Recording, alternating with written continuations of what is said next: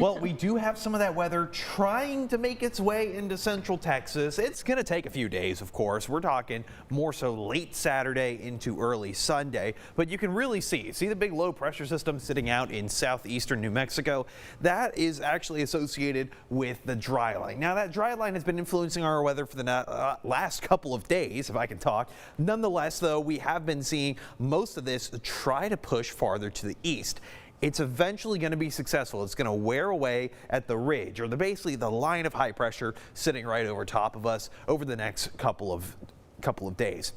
Nonetheless, though, as you're waking up this morning, current time 6:12, but we are going to see a little bit more of that cloud cover. It does mean higher humidity, of course, but you know, we can get past that pretty quickly because once the sun comes out, temperatures are going to be warming up rather quickly. Heading out the door this morning, partly cloudy skies, 68 degrees. Overall, not too bad. Pretty similar to what we've seen the last couple of days. On your way back home, though, make sure you have that AC, maybe even that sunshade in your car. You're going to need it. 90 degrees by the afternoon. And of course, in the car, it's going to be a lot hotter than that.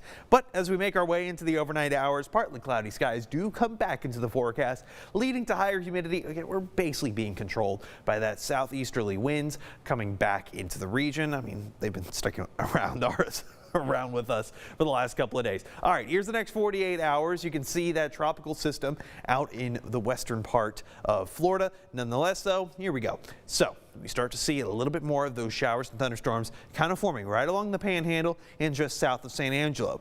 They're going to try to push their way into central Texas, mostly our western counties. A few maybe isolated showers might push their way through, but I have less than 20% coverage for that. Saturday morning, you're waking up, all right, you might start to see a little bit of activity near Abilene, north of I-20.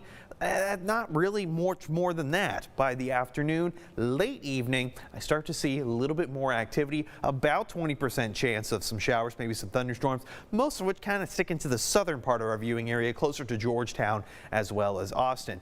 Then we go into Sunday afternoon. It's relatively quiet. Mostly cloudy skies do come back into the area.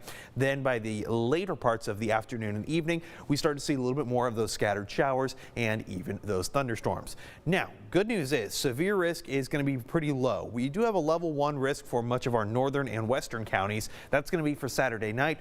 Biggest threats, not really going to be any kind of tornadic activity, maybe some small hail and maybe the occasional wind gusts within some of those stronger storms.